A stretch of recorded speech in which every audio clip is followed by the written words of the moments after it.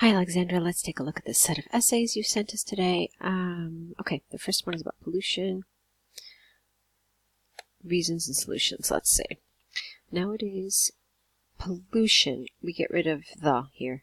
Nowadays, pollution is an increasingly important issue, especially in metropolitan areas. The two reasons for it are traffic congestion and the location of factories in cities.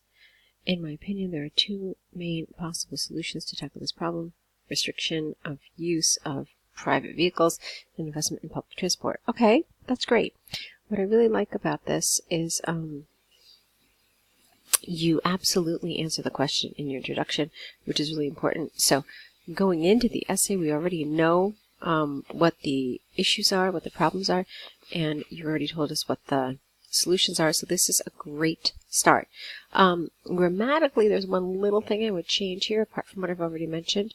Here is, this is just, when you have a lot of prepositional phrases in a row, or just like in one sentence, it feels very heavy. So there are other ways of making this a little lighter and easier to read. So you wrote here, restriction of use of private vehicles. So what you could say instead is, restricting the use of private vehicles, or maybe even private vehicle use restriction. All right, this way you avoid all of those prepositional phrases. So my suggestion would be to play around with this kind of edit and see if it's something that you can use to avoid so many prepositions like that. All right. The most important factors which contribute to the detrimental air pollution are the use of private cars and emissions by private companies. Firstly, nowadays we can observe increasing dependence on private vehicles, which are more and more commonly used by many city dwellers. This leads not only to traffic congestion, no the here, but also to the growing emissions of exhaust fumes which pollute the atmosphere. Secondly, many factories are still located within the cities. Sadly, their continuous work has a detrimental effect on the nearby environment. Well, it's not the nearby environment, it's actually the surrounding environment. That's a more appropriate word here. Especially if they dispose of something. So if they dispose of byproducts of their industrial production directly into, is the right word here, the rivers or into the air. All right, this is lovely. It's very nice. You've developed it. You have some good cohesion. Like this use of this is very appropriate.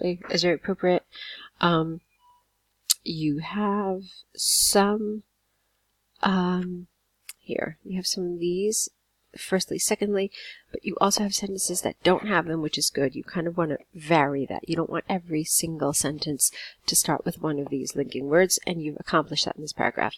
If there was one extra thing you could have added here, you could have added a conclusive statement, just linking back to the first sentence, just that, therefore, there are problems that our modern way of life have brought to the environment. Something like that, okay? Just like a nice conclusive statement here would have been good, but it's still very nice without it, okay? So let's move on.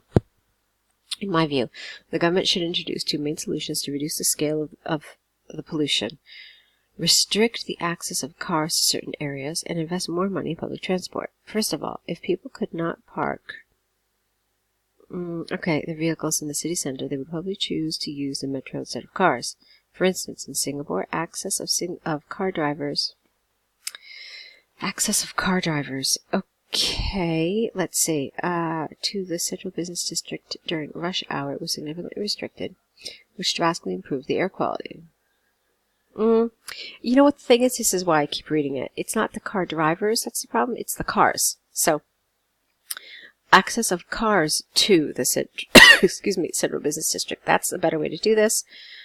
What is more, public transport is currently underinvested. That's the wrong word. I think you mean underfunded. Okay? The local government should it's reallocate. So you need an A and a double L here. So should reallocate more money to develop the underground or to create a swift and effective bus system. As a result, more people would use it rather than their own cars. Okay. That's fine. And in turn, this would reduce the amount of emissions. Maybe this is what's missing here. This in turn would reduce the amount of emissions entering our environment. Okay, so just going one step further would have been nice here. To sum up, I believe that factors in traffic condition are the root causes of pollution in large cities. To solve this problem, there should be greater investment in public transport and some restrictions in the use of cars. Okay. That's fine. I have one little complaint about your conclusion. It's a little repetitive. So you've said it to me here, you said it to me here, and then you developed it here, and then you said it to me again.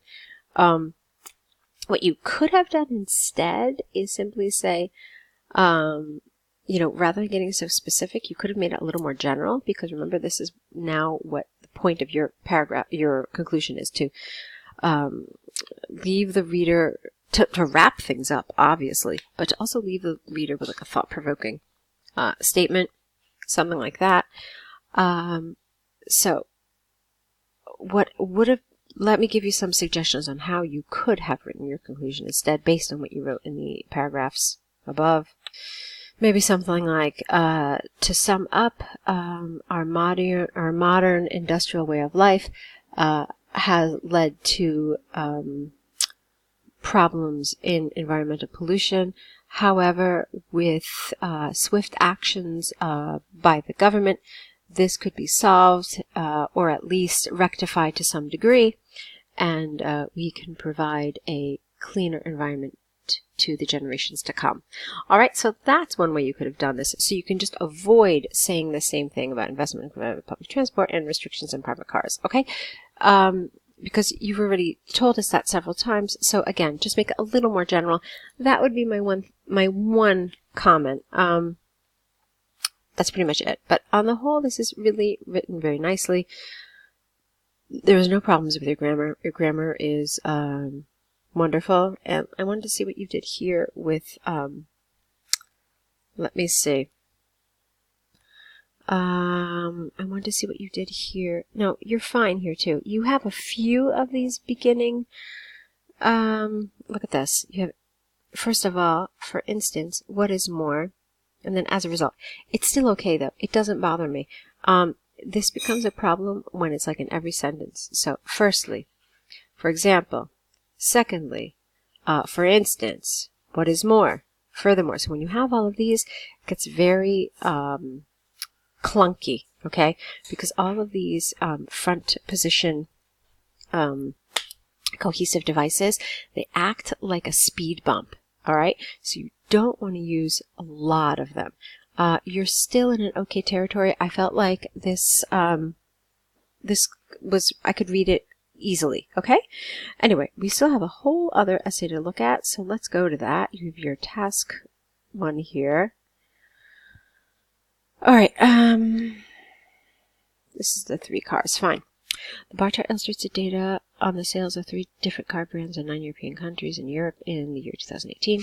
Overall, the car brands were sold in more or less equal proportions in Hungary, France, Ireland, and Poland. In the UK and Holland, only 2 brands, namely Ford and BMW, dominated the market, while in Germany it was Audi and BMW.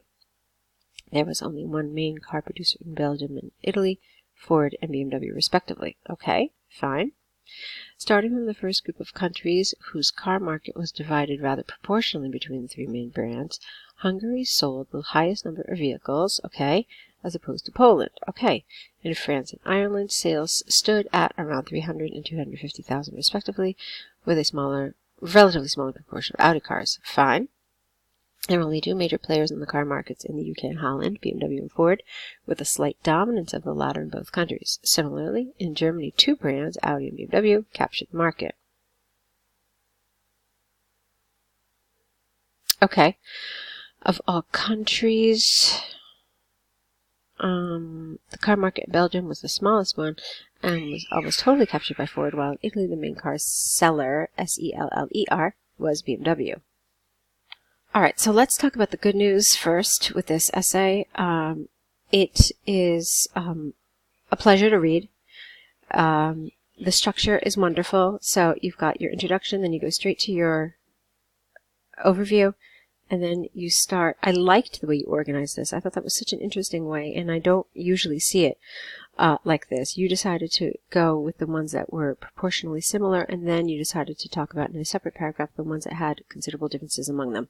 So that's fine. It's a unique way of looking at this, but it's effective. Okay? So those are the good things. Like I said, the grammar and the language, all of the language components of this are fantastic. Okay? Variety, novel language, it was all really good. Now let's talk about what is a little problematic.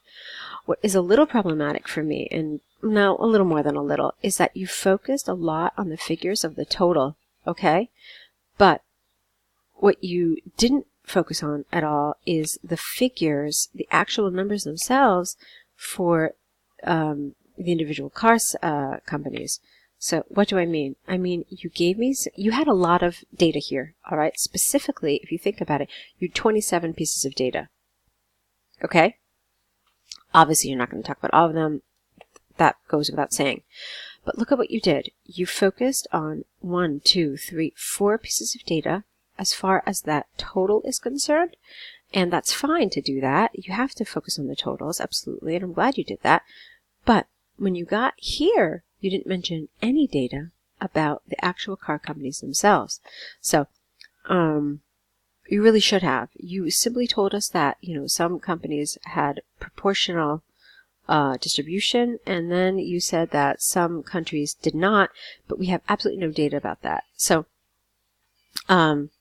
do I get a general idea about this graph from your description? Yes, I do.